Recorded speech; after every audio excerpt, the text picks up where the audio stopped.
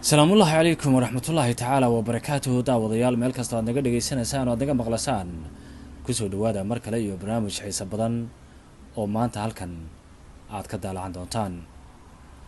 barnaamijkeena maanta aad halkan ka daalacan doontaan waxa uu yahay ama uu ku saabsan yahay ma doonaysaa 10 talo oo ku anfaca inta aad nooshahay. dee ay jawaabtaadu tahay haa, halkan ayaan idinku soo gudbinaynaa hadda bal hawdeena kan dhawaaqaya dhulkooda doonaya arday u dhiidhiyeen allahayo inagoo tobankan talo ee noloshaada inta aad nooshahay ku anfici doona ku bilaabi doonaa qodobka koowaad oo odhanaya ama talada koowaad oo ku odhanaysa waxaan rajeynayaa inaad aada uga heli doontid ayna noqoto mid ku anfici doonta. waqtigaaga uga faa'iidayso cibaadada eebbe subxaanahu wa tacaala.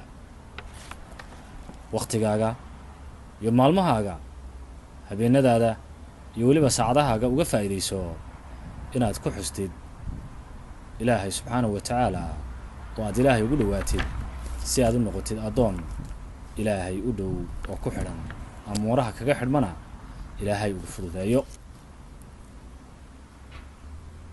qodobka labaad ama talada labaad waxa weeyaan tacliinta weliga ha joojin, hana ka caajisin xataa haddii aad ka soo daahday, oo macnaheedu yahay weligaa iyo allaha intaad nooshahay buug iyo qalin ha kala dayn oo ha kala dhigin. sababtoo ah bini aadamku inta uu nool yahay waa qalin leef, kamana daalo inuu tacliintiisa iyo horumarka noloshiisa uu hore ugu saanqaado. tacliintu waxay ka qayb qaadataa oo ay qofka bini aadanka ku hagtaa kuna hanuunisaa tubta toosan iyo inuu ka mid noqdo dadka ku aflaxay nolosha. talada saddexaad waxay ku odhanaysaa waalidka baari u ahaw mar walba iyo goor walba iyo meel kasta aad joogtid. waxaa kaliya oo xil kaa saaran yahay waa hooyada iyo aabbaha oo ifka ku keenay. inta kale ee soo raacda ehelka qaraabada iyo wasiladuba waxay mudan yihiin sidoo kale inaad ka warhaysid, laakiin waxaa adiga wax lagaa weydiinaya oo waajib kuugu leh inaad ka warhaysid waalidka, hooyada iyo aabbaha. qodobka afraad ama talada afraad ee halkan aan idinku soo gudbinayno daawadayaal idinkoo aada u mahadsan waxa weeyaan gurigaaga ka dhig madal nabadgelyo, madal jacayl. adiga iyo marwadaadu waxaad horseed iyo humaag wanaagsan u tihiin ubadka ilaahay idinka beero iyo weliba bulshadaba. sidaasoo ay tahay waxaa lagaaga baahan yahay oo mar walba lagaa rabaa inaad ka dhigtid gurigaaga madal jacayl, madal nabadgeliyo oo aan buuq iyo qaylo midna lahayn. talada shanaad ee halkan aan kugu soo gudbinayo daawade waxa weeyaan inaad bulshada kula dhaqantid asluub wanaagsan oo ha ku tagrifalin karaamada dadka qiimaha leh ee bulshada ku dhex nool.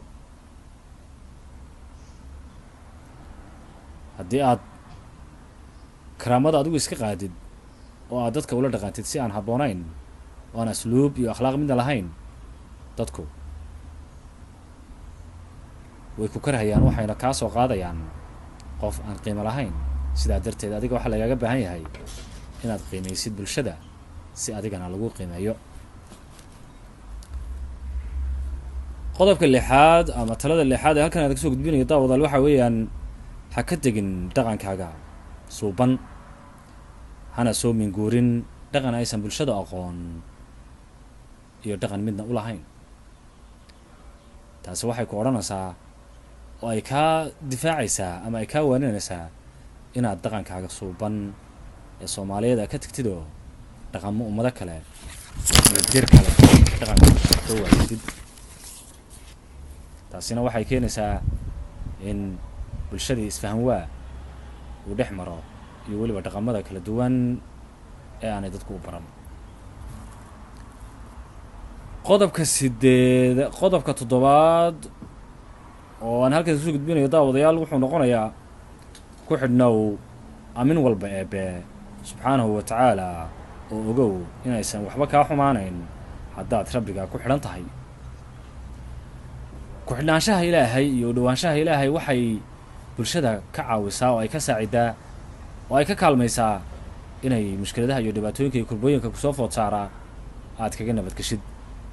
haddaad tahay addoon ilaahay u hoggaansan oo ilaahay subxaanahu wa tacaala u sujuuda, u cibaadaysta, weliba si toosa ugu xidhan ilaahay, in ilaahay markii dhibaato kuu timaado uu kaa dulqaado si fudud. haddii aad ahayd addoon ilaahay ku xidhan oo ilaahay tiirarkiisa iyo diintiisaba si fiican ugu dhaqma.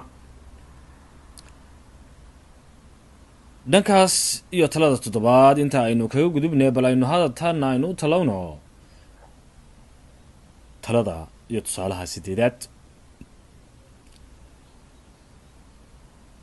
ehelkaaga mar walba la xidhiidh si adigana ilaahay ku jeclaado.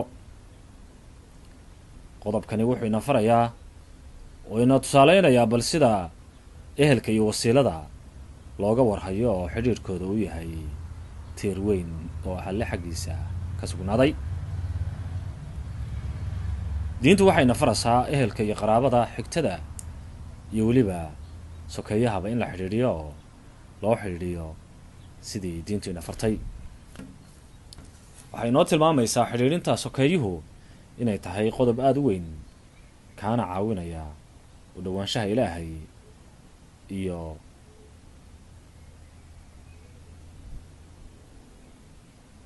inay dadku noqdaan dad isjecel oo xidhiidhiyo waayaha wadaaga. qodobka 9aad ama talada 9aad haddaynu usii soconno o aynu hore usii ambaqaadno, waxay ku odhanaysaa talada 9aad waddankaaga jeclow xataa haddii uusan u ekayn waddamada aad ku nooshihiin ee shisheeyaha. waddankaagu wuxuu kaaga qurux badan yahay waddan walba oo adduunka ku yaalla haba dhisnaadeene. taasi waxay ku xaqiijinaysaa oo ayna faraysaa in waddankaagu uu kuu yahay hooyada iyo hooygaaga oo kale. hooyada meella kaga tegi maysid, cidna ku doorsan maysid. waddankaaguna wuxuu kula mid yahay adiga oo hooyada bedel ku sameeyey ama dareenkii caashaq iyo jacayl ee hooyanimo ee hooyada ay kaa mudnayd u weeciyey oo u wareejiyey meel kale. haddaba daawade, waddankaagu waa wadnahaaga, wadnahaaguna waa waddankaaga. meel aad ku kala hadhaysaan ayaan jirin haba yaraatee. haddaba waxaan leeyahay waddankiina jeclaada dhalinyarada soomaaliyeed ee qurbaha ku dhalatay iyo kuwa ku barbaaray iyo weliba kuwa dhowaan usoo haajiray. intaas ayaanu idin faraynaa. bal hadda aynu sii ambaqaadno dhinaca talada 10aad oo aata ugu dambaysa oo aynu kusoo gabagabaynayno barnaamijkan qiimaha badan ee aad kala socotaan youtube-ka xaashi films iyo Somi Spiegel.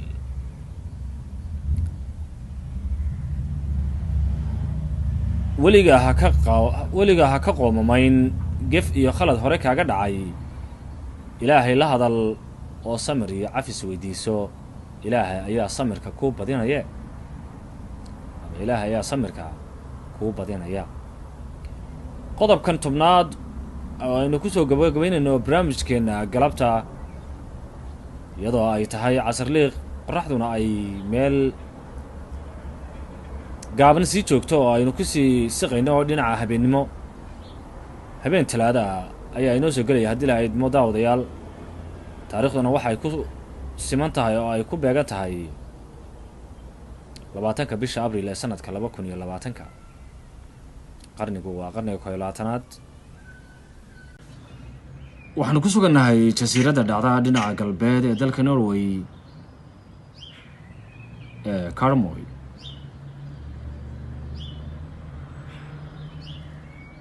haddaba daawade intaanan soo gabagabayn barnaamijkan waxaan kugula dardaarmayaa oo aan kuu sheegayaa inaad markasta ku xidhnaatid ilaahay oo aad noqotid ka ilaahay u dhowaada ilaahay waxaynu ka baryaynaa aniga idinkuba inuu inagu anfaco jidka toosan iyo dariiqa hanuunsan intaas baan kusoo gabagabanayaa barnaamijkani galabta waynu ku soo qaadanay 10 talo ee aad soo dhageysateen intaad barnaamijkan ku taxanadeen saaxiibayaal waxaan idinkaga tegayaa asalaamu calaykum waraxmatullaahi tacaala wabarakaatuh